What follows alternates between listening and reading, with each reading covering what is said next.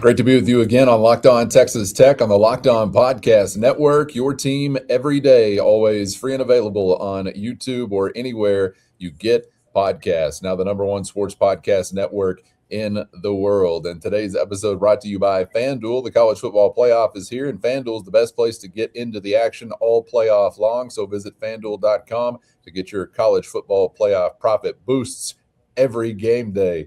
With the only Chris Level, I'm Casey Cowan. Chris, great to be back with you for this Locked On Texas Tech special edition. Diving into the Matador Mob Mailbag. Your questions, our answers on a variety of subjects. We will get to some of those missing in action for Grant McCaslin's guys as we head into a Big 12 weekend from Boulder, Colorado. We'll talk the latest as far as the health report is concerned. Of course, a lot of moving parts from a football perspective as well. Questions about focusing in on some of these shiny objects we've had to discuss, and we understand why any program would want this guy or that guy as far as big names, but is there some danger in focusing too intently maybe on some of those? Question about that we'll get to coming up. Also a feel for some of those who have exited the program, entered the portal as far as Red Raider departures and worries or concerns maybe surfacing.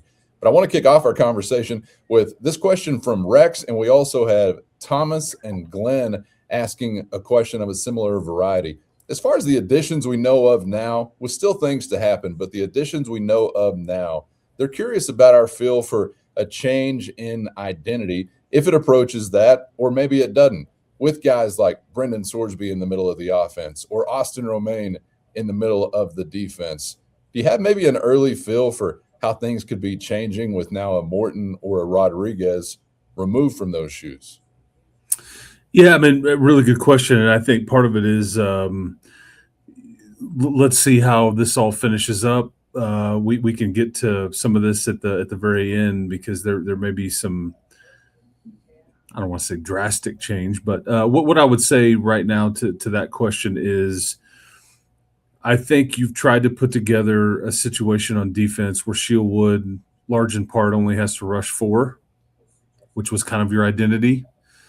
And I think we've touched on this a little bit in the last, say, 6 weeks to 2 months when we realized how good Romello Height and David Bailey were, that you were unlikely to find a pair like this out there. I think you may toss some numbers at this and trying to accumulate the same production with maybe more than just the two pieces. But I think you did about as good as you could have adding Adam Trick and Trey White on the edges. I don't think those guys are necessarily Romello Height or David Bailey, but they're close. So, because, again, I think LaDamian Guyton, and I think you may be still looking to add some edge help here, but I think that's probably the goal.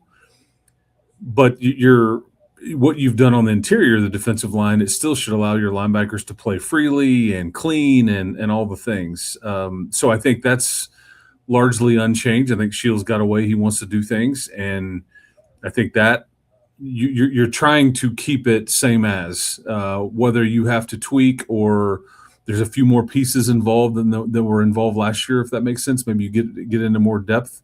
That remains to be seen. And then the best thing to say, I think offense remains, that's what we'll get into here in a little bit, but I just think QB run game is going to be vastly different. And that will change the dynamic of your team, like the +1 run game, like your red zone stuff, just his ability to improvise and make plays with his legs and on short yardage and goal line and all the things. I mean, go watch some of it. I mean, he's really good. He's tough. He can improvise.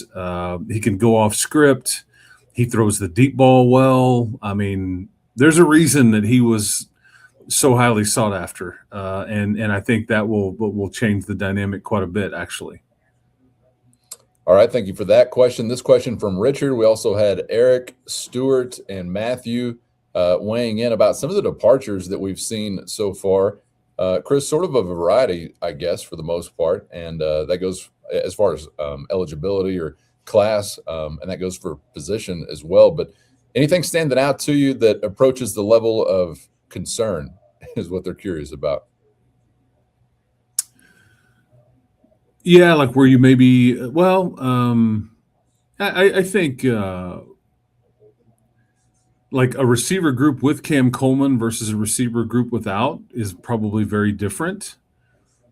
If it ends up without, I don't know, and we'll get to that at the end here. But that's probably one. I wouldn't say concern is the right word, but I mean I would say that would be a question going into the season with a group without Cam Coleman, kind of going, okay, what's Dante Lee going to be about? What's Kenny Johnson going to be about? What's Micah Hudson going to look like in a starting role or a role where he's a heavy lifter?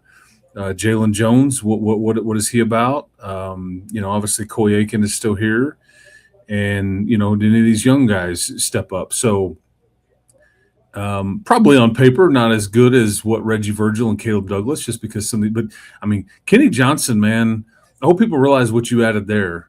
And again, go watch some of that. I mean, he's a bona fide returner. He sticks his foot in the ground and changes direction. He's tough. I think that kid is a dude, and we already know from talking to somebody that coached against Dante Lee just how fast he is and all that stuff. But that would be is a minor question there. I think it's fair to say. And then until your safety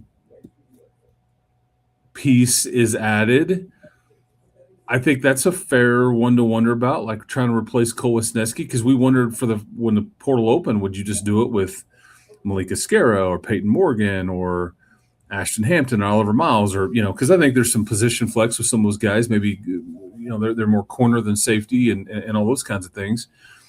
How would that be settled? But I think if you add Coy Parrish, I think that you take that off the list. So, but yeah, that's how I would answer that. And then you do need a punter.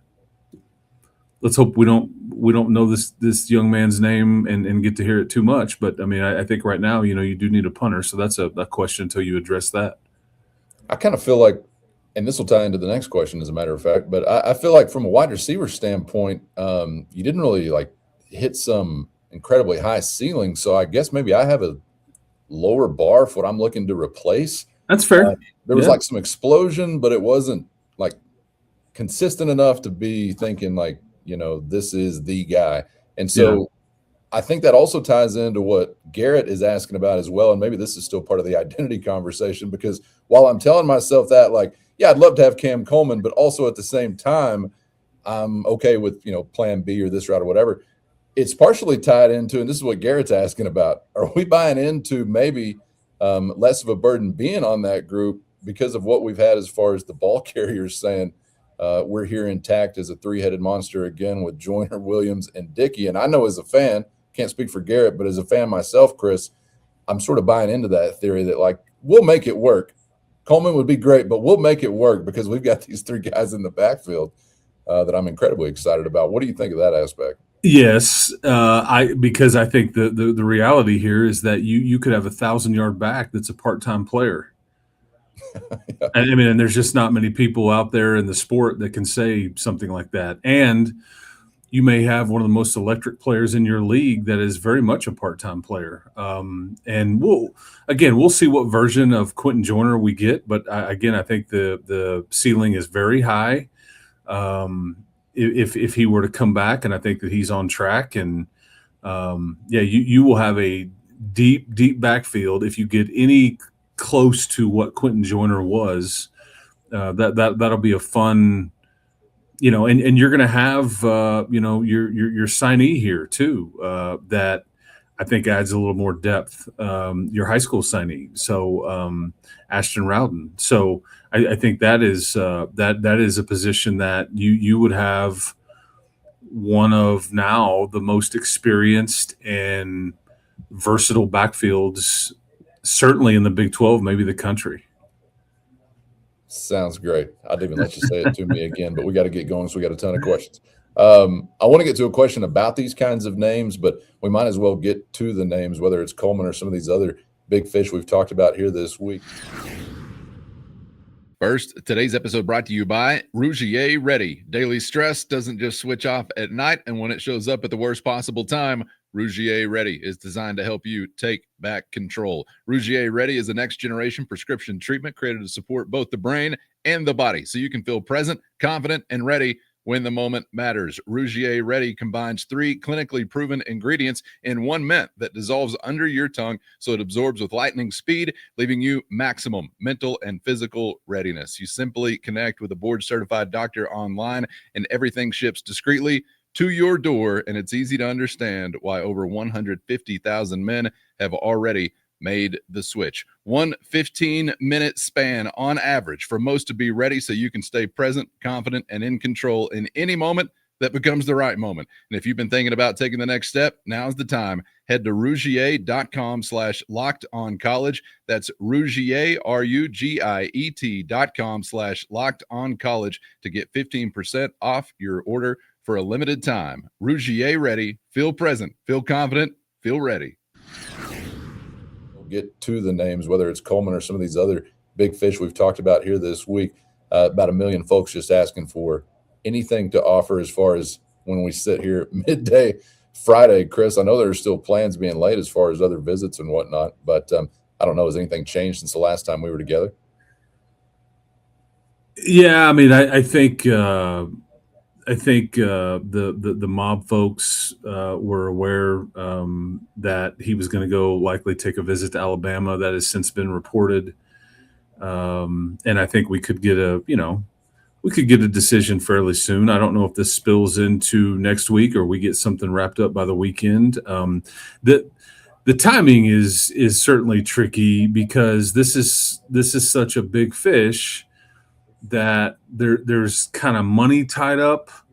There's your plan is kind of on hold really until you kind of just, it's kind of like the Sorsby thing too, really, when you go back to last week on what you can do in the meantime and how long can you hold people off and all the things. But I think that's the latest we can. And the quarterback thing at Alabama would be a fair question to ask. He's from Alabama, and the whole Auburn Alabama thing is a weird deal. That's just becoming almost kind of the norm. I mean, we've seen several players kind of switch to their rival in this stuff. I mean, that's just kind of how this is going. I've seen UT to OU. We've just recently seen Texas Tech to TCU. We've seen Louisville to Kentucky. We've seen, on and on it goes. There's just a variety of this is happening. But I just don't know with the quarterback situation and Ty Simpson going to the draft, if that is a real option, but maybe it is because of home and all the things. I just don't know what to think there, but I think this still points to an in-state of Texas battle, specifically Texas and Texas Tech. When Johnny Damon got a haircut, shaved the beard, put on the pinstripes, I got used to it all just being a ruse. They don't care like us. We all should know that. All should know that. And I'm probably still saying this wrong, but the Parrot kid, the safety, anything evolving on that front, that's the other most popular discussed name, I think, among commenters or mobsters. Yeah, he got into his trip kept getting kind of delayed and no fault of his own. I think he got in midday, early to late afternoon on Thursday, and I think as we're talking, I think he's here now. I think he's clearly your choice. I think there's an Iowa safety that is also very intriguing to them if it doesn't go well with Coy, but I think you've got that there's a plan there, and I think you're trying to get that done. But again, if he were to leave here, go visit elsewhere, then you're kind of like, okay, I mean, there's just all, because like the Corey Platt, for example, who visited here this week, the Houston linebacker that obviously Sheil Wood knows very well from connections at Houston and Tulane. And he's, I think last check, I think he's visiting Florida. And I think that if you want to go that route, you can. I just think that I just don't know what the domino effect, like the money and the positions, and like, is this a we want to take you no matter what, or hey, just give us a last call before you do it. I mean, I just don't know the dynamics there that Blanche and company are working through on kind of how this works, because he would clearly be linebacker depth, star depth, and it's a piece that obviously AJ Holmes knows, Seal Wood knows.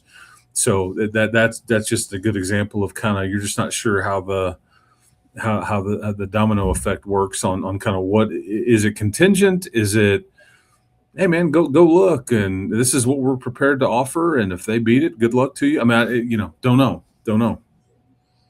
Since you mentioned the name, let's run with the segue, Coy, of a different spelling, because we did have Robert asking about Coy Aiken. And among all of the wide receiver discussion, and even you mentioning on this show a couple of times, Micah Hudson and how he might factor into next season, been relatively quiet on the Coy front.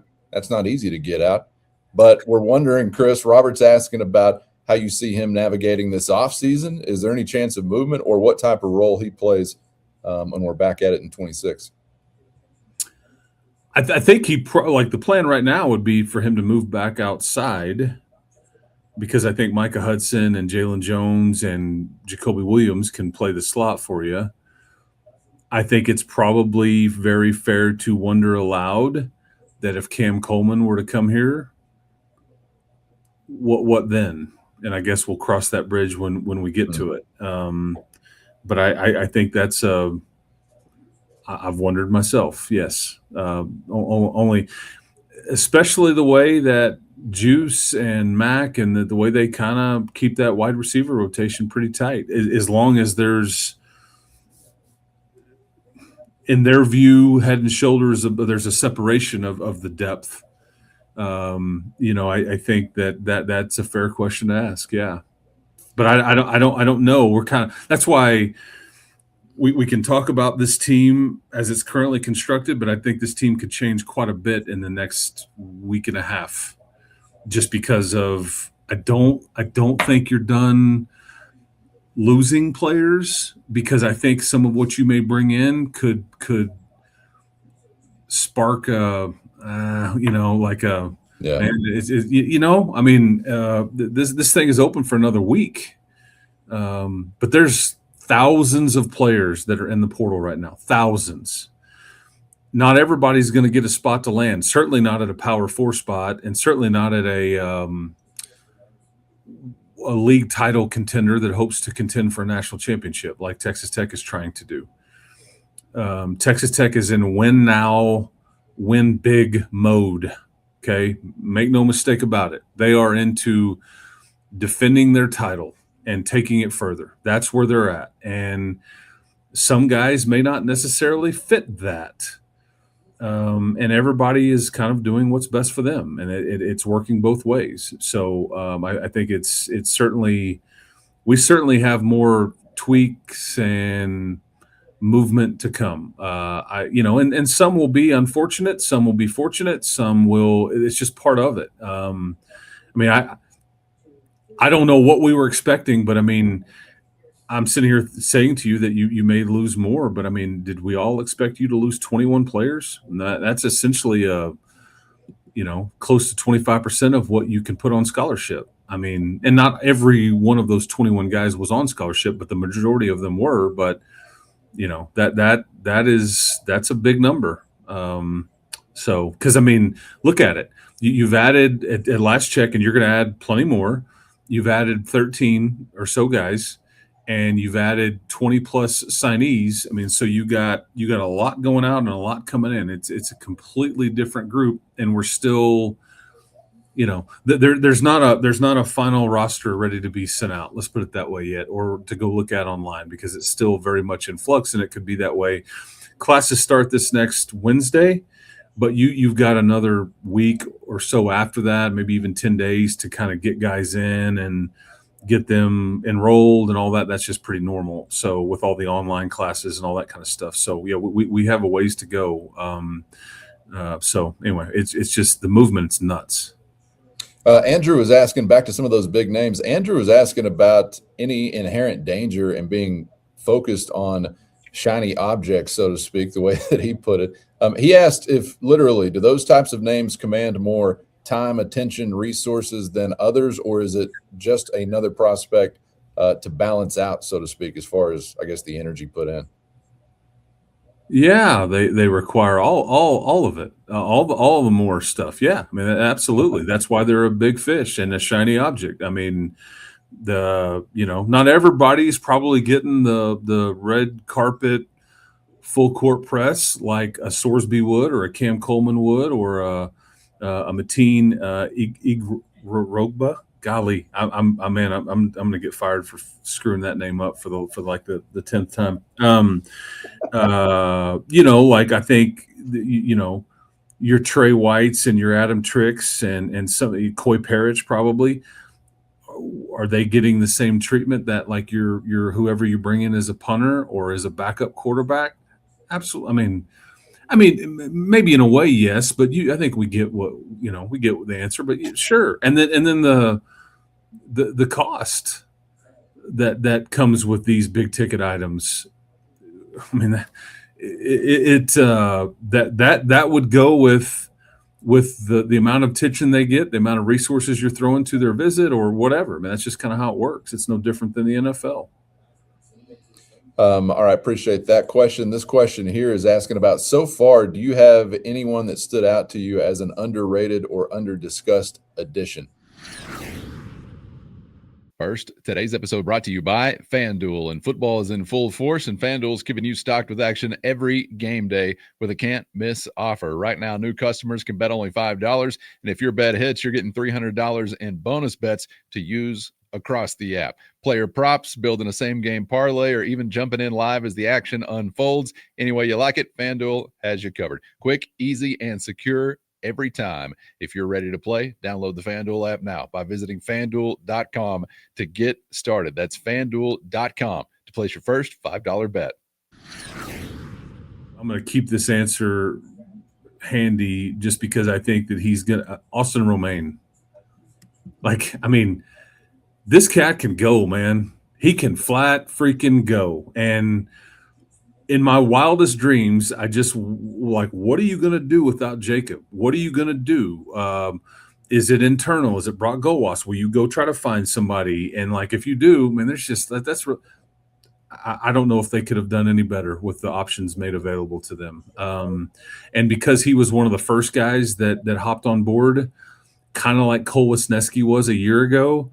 We'll get caught up into the latest additions and talk about them the most. But yeah, don't forget about Austin Romaine, man, because I think it cements you as the top or one of the top groups of linebackers in the Big 12 Conference with Ben and John next to him.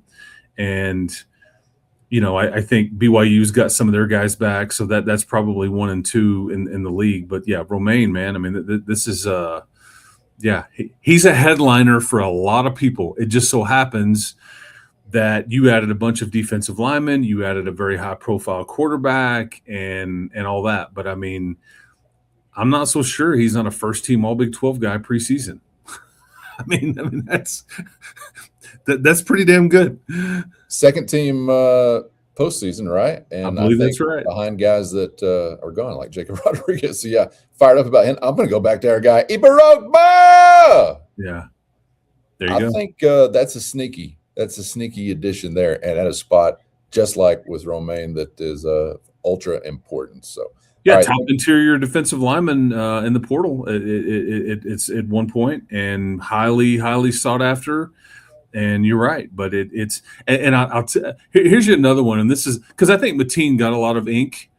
I think that on the rankings and some of the stuff that people have probably seen, Bryce Butler isn't listed as high as maybe you would want. This is where you trust their evaluation, because I'm telling you, I promise you, they think extremely highly of Bryce Butler. Whether it be whatever boxes it checked, I think Bryce Butler is one that probably hasn't gotten near the discussion, but he is he is going to be a top, like a starter or a top rotational guy, and similar to maybe what AJ Holmes was last year, who ended up being an All-American. Well, I was going to say, what's going to be good for both of those guys, Bryce or Mateen, standing next to AJ or in rotation with AJ. So, and maybe Skylar Gil-Howard too. Wait a second, Chris. Wait a second. Now, don't you do it to us, because I was ready to get excited about this question coming back around. I thought the door was closed on this, but trusting the Matador Mob to let me know otherwise. We had Brian, we had Barron, we had Kelsey, we had Will, and others still asking about SGH possibilities. Is there a crack in this door? Yeah, and I think it's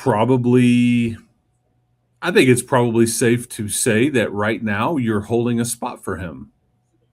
You're waiting on a ruling, and it's the same thing that Trinidad Chambliss is sorting through. Which this could be, by the time somebody sees this, you could hear word on this. But if he gets an extra year, then Skylar would too, is the thought. So, and I think he would prefer to come back here if allowed. So, and I think you would welcome him with open arms.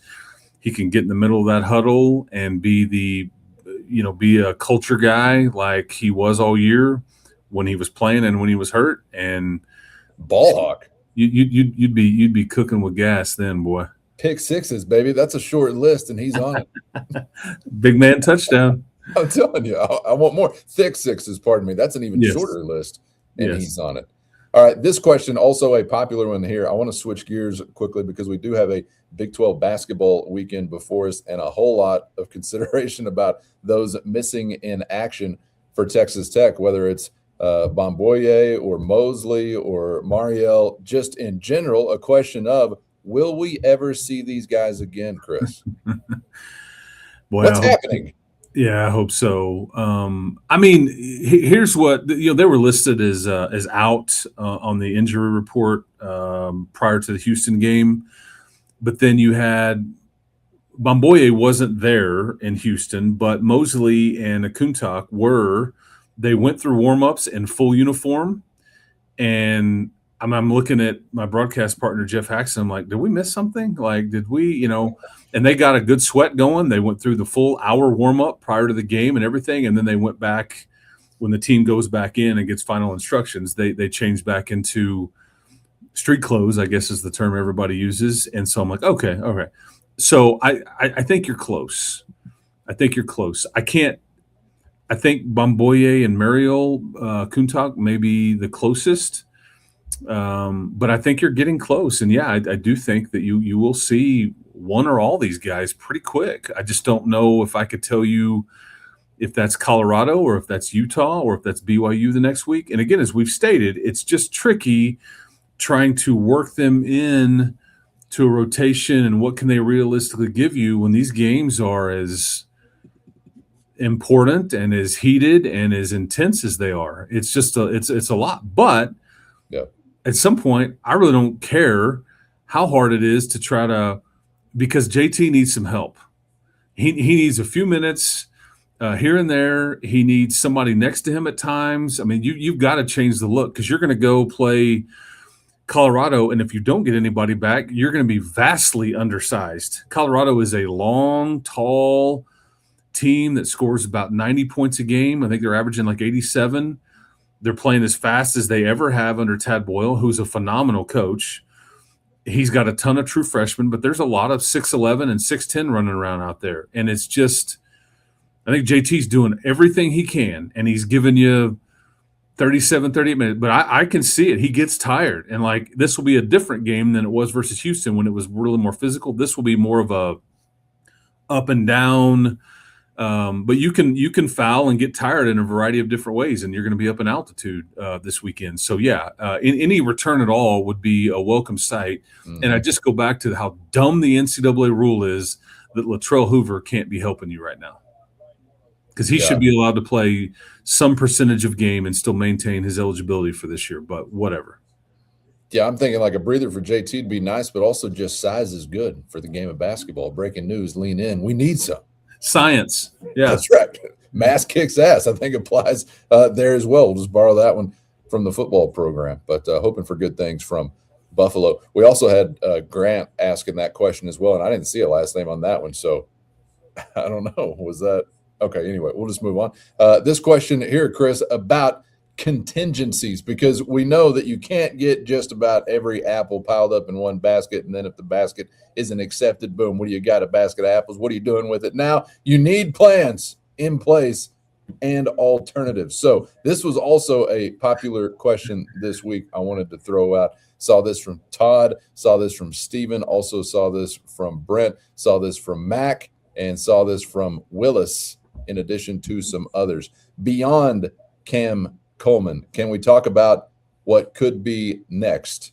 And to hear that answer, you'll need to be a Matador Mob insider. So hit our show notes and find a link to a free 14-day trial. For those on the outside, this is where we leave you. Make sure you're subscribed on YouTube or anywhere you get podcasts so you never miss a thing, and become a Matador Mobster today for less than a cup of coffee a month so you can get the full Mailbag experience next week.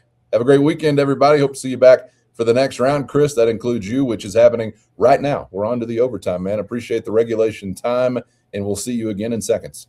Yeah, well, the last thing I would say is that you're still big fish hunting. And if you don't get Cam Coleman, and I think you do absolutely want him and you feel good about it, but if you don't, you are still big fish hunting. And the other possibility would completely change the dynamic of who your team is. So I'll say that. God, I can't wait. I got to wrap this up. Get subscribed on YouTube or anywhere you get podcasts so you never miss an episode. Thank you to the everydayers for always riding along. For Chris, I'm Casey. Thanks as always for the time. We hope to see you back for the next round on Locked On Texas Tech.